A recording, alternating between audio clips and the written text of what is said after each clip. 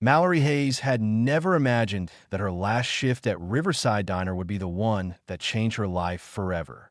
For 6 years, she had wiped the same countertops, carried stacks of plates heavier than her own body weight, and listened to the same tired stories from truckers, students, and lonely travelers looking for a warm meal and a warmer voice.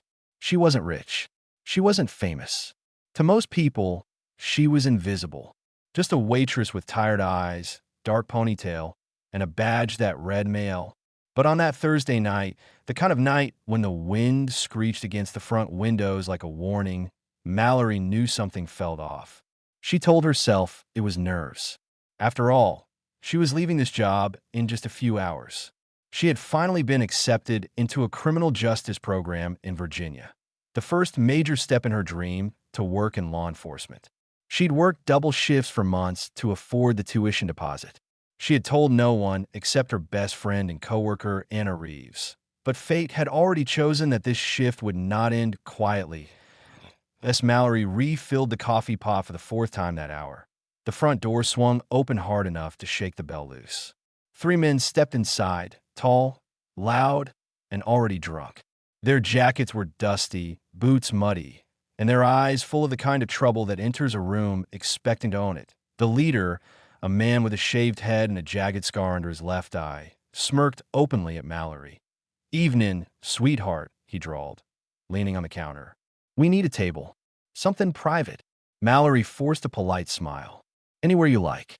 Menus on the table." One of the others, tall, thin, twitchy, laughed. "Oh, we won't need menus. We came for entertainment." Anna, standing by the register, shot Mallory a worried look. She whispered, "Call me if you need help." Mallory nodded but kept moving. She had dealt with drunk customers before, but something in these men's eyes felt colder. As the diner buzzed with a low hum of conversation, something unusual happened. Four men entered quietly through the back door near the booths. They were calm, alert, and moved with an eerie precision. They sat separately on opposite sides of the diner, but Mallory could tell instantly. They weren't here for food. Their eyes scanned exits. Their posture was military. They didn't look like troublemakers. If anything, they looked like people who came prepared to stop trouble. But Mallory had a job to do, so she stepped toward the rowdy table. "Ready to order?" she asked. Scar-Eye leaned back in his chair like he owned the place. "Sure. Why don't you sit right here?" He tapped his thigh. "And we'll start with you." Mallory stiffened. "Sir, I can take your order, but I'm not sitting anywhere." His smile vanished. "You're going to do what we say." Anna stepped forward. "Back off. She told you no." Twitchy slammed a hand on the table. "Shut up. We're talking to the dark-haired one." Mallory took in a slow breath. She wasn't afraid. She was angry. For years, she'd tolerated rude customers, arrogant guests who thought a waitress was someone they could disrespect without consequence. But this was different. These men weren't looking for food or service. They were looking for dominance. Scar-Eye stood. "You want to walk away from this shift alive?" he said softly. "Then you'll listen." Before Mallory could move, he reached out and grabbed her wrist. Hard. She winced. "Let go," she said, voice low. Twitchy laughed. "Ah, she's got attitude." But the laugh cut off abruptly. The booth nearest the bar shifted. One of the quiet men, tall, muscular, with close-cropped blonde hair, turned his head sharply toward the commotion. His jaw tensed. His eyes narrowed. Scar didn't notice. His grip tightened. "You think you're better than us?" Mallory tried to pull her hand free. "Let go. Now." Instead, he shoved her backward. She hit the edge of the counter with a cry of pain. Anna screamed. Plates shattered. The diner fell silent, except for one voice, calm, controlled, cold. "That's enough." The blond man stood. Slowly, powerfully, he walked toward them with measured steps, the kind of steps that belonged to someone used to walking through danger. Scar-Eye sneered. "Who the hell are you?" The man didn't answer. Instead, he looked at Mallory. "Are you hurt?" She shook her head, stunned. I am okay." Another of the quiet men rose from his seat behind Scar-Eye. Then another, and another. They surrounded the table like a closing circle. Scar-Eye finally sensed something was off. "Back off, soldier boy." "We're not soldiers," blonde man said. His voice was flat.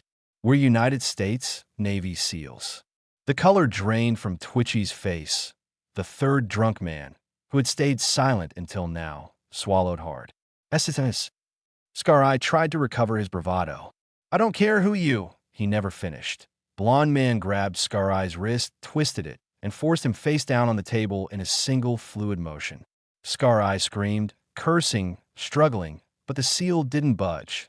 You don't put your hands on women, the SEAL growled. The other SEALs restrained the remaining two men. The diner erupted in terrified whispers from the other customers. Anna grabbed Mallory's trembling hands, checking her wrist, but Mallory wasn't shaking because of fear. She was shaking because of shock. And something else. Recognition. She had seen men move like that before. Not in real life, in training videos, law enforcement seminars, tactical demonstrations. These weren't just SEALs. These were elite, high-ranking. They moved with a silent agreement, like brothers who had fought beside each other in the darkest corners of the world. Police sirens wailed in the distance. Someone must have called them.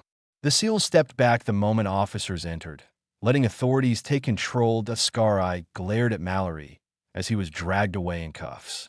This ain't over, he snarled, but the SEAL nearest him leaned in. Yes, it is. After the police left, the diner slowly returned to a shaky normal.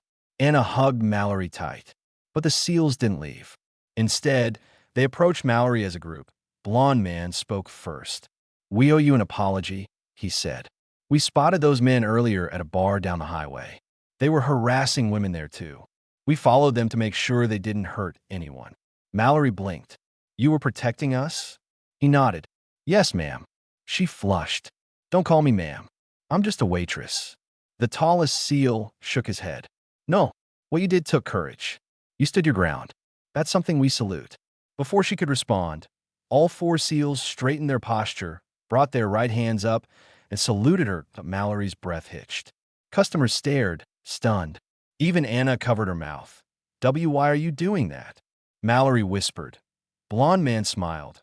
A rare, warm smile that changed his whole face. Because you showed the kind of integrity we respect. And because we know who you are. Mallory froze. What do you mean? We know you applied for the Virginia State Criminal Justice Program, blonde man said. And we know you got accepted. Her eyes widened. Ow. How did you? He chuckled. We have connections. And someone sent us your file. Said you were a future leader. Someone worth protecting. Mallory's knees felt weak. Who sent you? We can't say. Another SEAL replied. But he said you'd understand someday. Mallory pressed her hand to her chest. She wasn't sure whether to cry or laugh. All she could think of was her father, a former Marine who had died 2 years ago.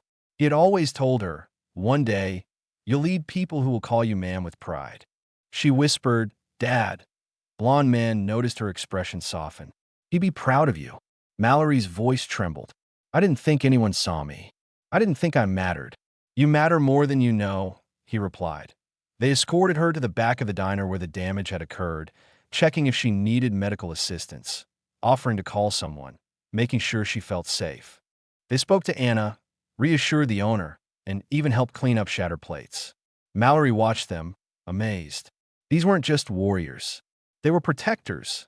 When their work was done, blonde man handed Mallory a small card. Thick, plain. Weighted. Call this number when you start your training, he said. Tell them Commander Grant sent you. Mallory blinked. Commander? Your commander. He smiled modestly. Retired. Mostly. And if I call, what happens? He shrugged lightly. Maybe nothing. Maybe everything. Some doors only open for people who've proven themselves. And tonight you did. Mallory held the card like it was made of gold. The SEALs turned to leave, but then Commander Grant paused. He looked toward the diner's old, flickering TV where the local news channel was playing in the background. Then he looked at Mallory. You're stronger than you realize, he said. Remember that. She nodded slowly. Thank you. No, ma'am. He corrected her gently. Thank you. And with that, they left. Mallory walked outside a few minutes later, breathing in the cold night air. The parking lot was quiet. The streetlights cast long shadows across the pavement. She leaned against the brick wall and let tears fall. Not from fear, but from relief. From pride. She had been invisible for years. But tonight, the most elite warriors in the world looked her in the eye and saw someone worthy of respect. She whispered into the darkness, "I won't waste this chance. I promise." And she meant as the night sky stretched over her like a cloak, Mallory pulled out her phone, opened a voice recorder, and said, "This is Mallory Hayes. My journey starts now. If you're listening, hit that subscribe button and join me on this path. This is Grow for Justice. Together we rise." She hit save, and I opened the door behind her. "Mallory, you okay?" Mallory smiled. "Yeah, I'm more than okay." She knew her life would never be the same, because heroes had saluted her, because justice had seen her, because destiny had chosen her, and because the world was about to know her name.